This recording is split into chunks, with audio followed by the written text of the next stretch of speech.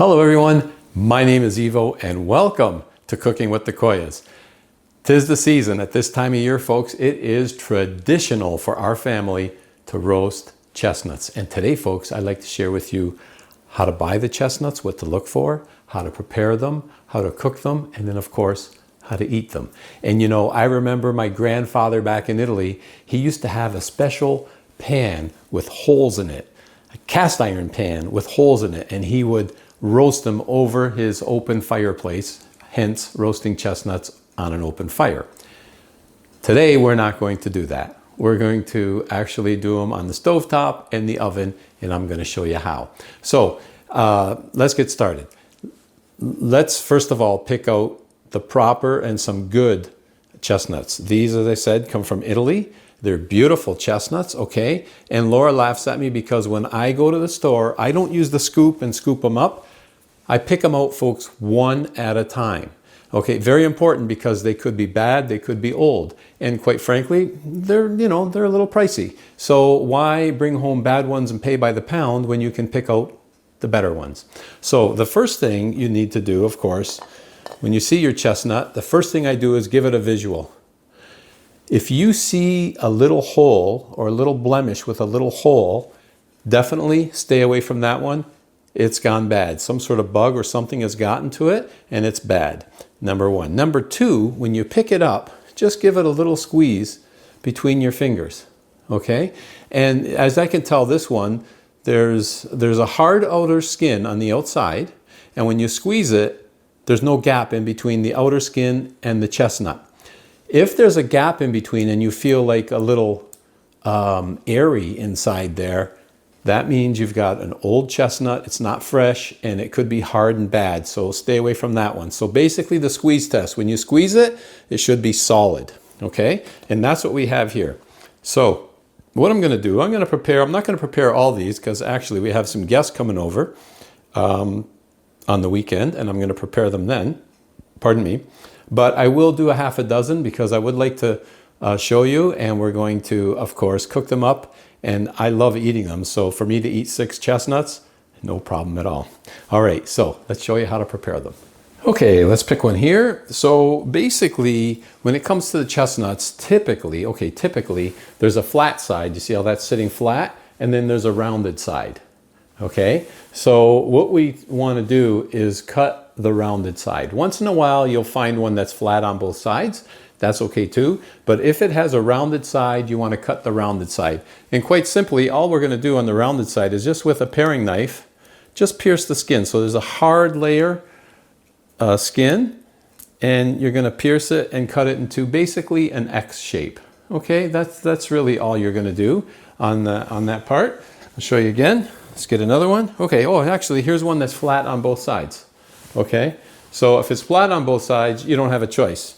You're going to have to cut it on the flat and cut it on the flat. They just cook better when you cut it on the round part. But I'm just putting an X in there. I'm cutting right through the hard shell and actually into the chestnut just a little bit. All right, another one.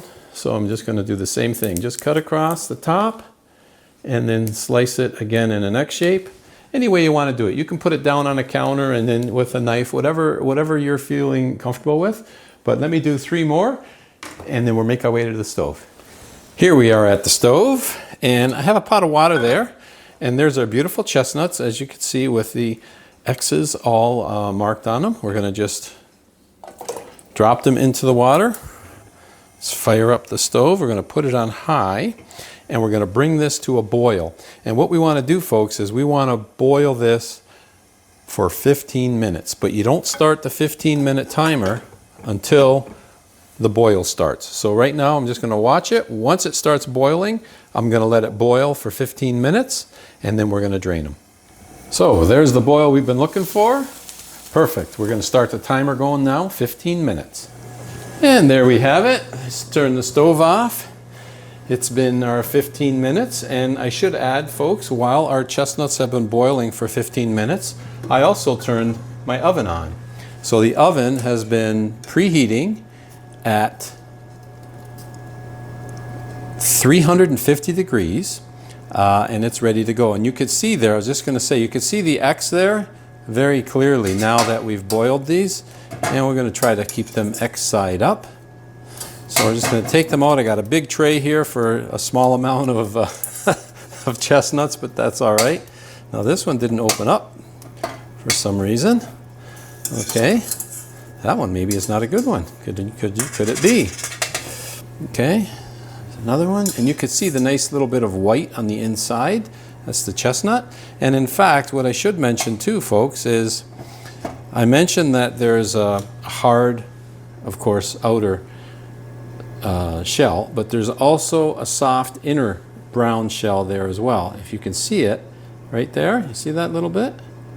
There's also an inner layer, let's call it skin, on the inside. And when we eat these, of course, we want to take the hard shell off, but we also want to remove the inner brown thin layer of skin as well. But for now, these got to go in the oven.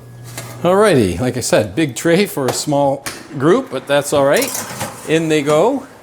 We're set at 350, and we're going to let them bake for 15 minutes.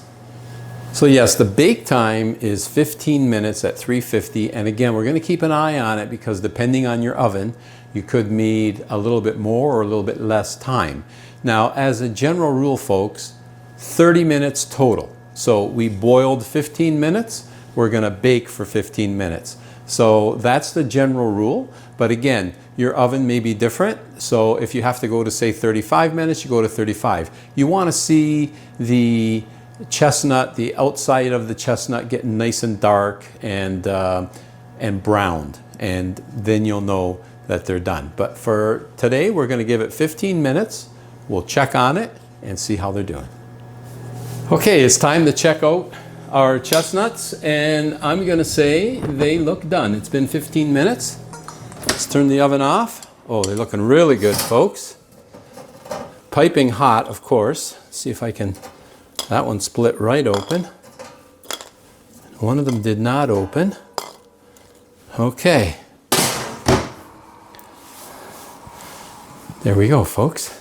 See how they opened up? This one's opened up quite nicely. Now, in case I didn't mention them, the scoring of the chestnuts, of course it helps with the cooking process, but it's essential. You need to score them at least once, because if not, when you go to bake them, they'll explode.